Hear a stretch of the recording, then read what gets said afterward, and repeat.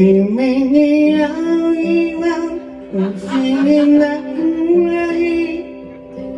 目が重くて水の止める花みたいな幸せになる君を愛するたびに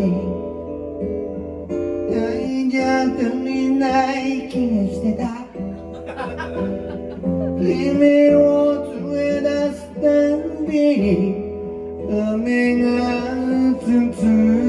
んだ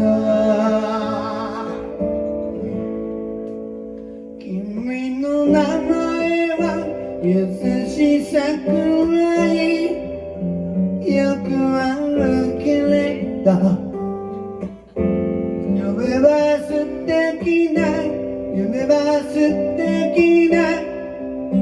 名前と気づいたが僕は上手に君を愛してるかい愛してるかい誰よりも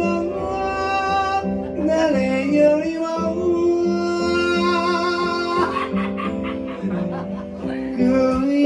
君の